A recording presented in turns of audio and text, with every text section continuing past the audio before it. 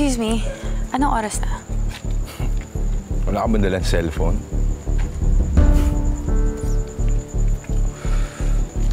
Dala ko na yung order mo. Asan na yung bayad?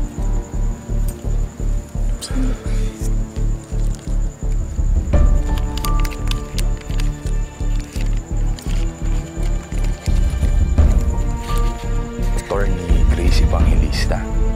Hindi naman ikaw to, ha?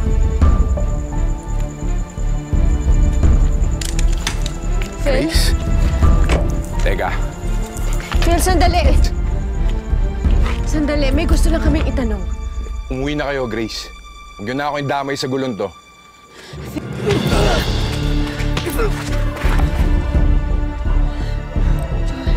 Okay lang kayo?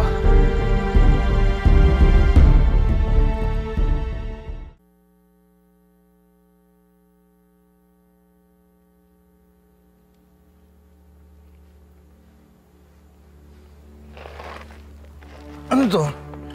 Bakit ako nakatali? Pakawalan niyo ako rito. Relax ka lang. Wala kaming gagawing masama sa'yo. Mga abogado kami, hindi ka namin sasaktan. Teka. May mga gusto lang kami itanong sa'yo. Teka, bawal to, ha? Pakawalan niyo ako. Wala akong sasagutin sa mga tanong niyo. Ang bawal yung mga ginagawa mo. Yung pagbebenta mo ng drugs. At yung pagtututok mo ng baril sa mga kaibigan ko. Anong gagawin mo? Hostage mo sila? Ngayon, kung hindi ka makika-operate at umayos, baka magbagong isip ko. Baka hindi lang sagot ang gustuhin ko. Sasampahan kita ng kaso. Ano ba yung gusto niyong malaman? Alam namin na ikaw ang supplier ni Edward. Ang gusto namin malaman, kung ikaw ba naglagay ng ecstasy sa loob ng kotse niya. Wala akong nilalagay na excess sa kotse ni Edward. Wala akong alam dyan. O sige, kung hindi ka aamin, magpatagalan tayo dito.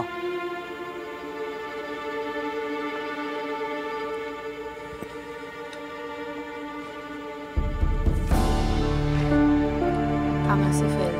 Bawal tong ginagawa natin. Baka tayo pa masampan ng kaso na to. Diana, alam kong bawal.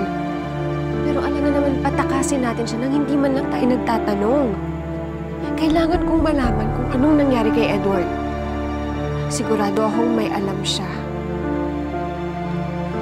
Wala naman talaga akong kinalaman doon sa excess sa kotse ni Edward, eh. Wala akong alam doon. Pakawalan niyo na ako. Hindi nga siya umu-order sa akin noon, eh. Grace, anong balak mo? Kung hindi ikaw ang naglagay ng ecstasy sa kotse ni Edward, sino? Sino ang umu-order ng ecstasy sa'yo? Sino sa mga kakilala mo ang may dahilan para gawin yun kay Edward? Hindi ko kailangan sagutin yung mga tanong niyo. Wala akong alam dyan. Hindi ko gawain ipahamak yung mga kliyente ko. Hindi ko sasagutin yung mga tanong niyo. Hindi ka ba talaga sasagot na maayos, ha? Joel!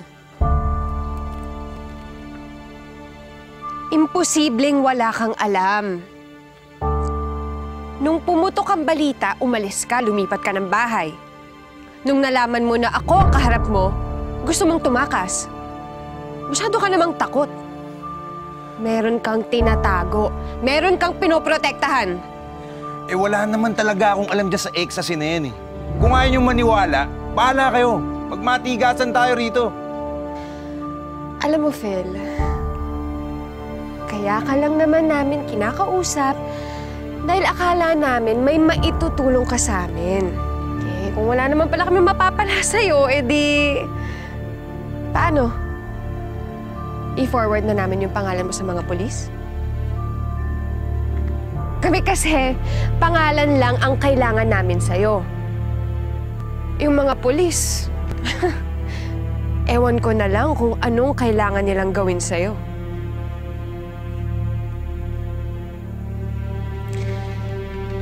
Oo, may due process. Siguro. Magbe-build sila ng case against you. Pero, Phil, alam mo naman, iba na yung sitwasyon ngayon. Kapag nalaman nila na nagtutulak ka? Ewan ko na lang, baka bukas, makalawa, nasa balita ka na. Dahil nahanap ang bangkay mo sa kung saang kalsada. You know how aggressive the war on drugs is these days. So, paano? Maiwan ka na namin dito? Hindi ko kailangan sagutin yung mga yan.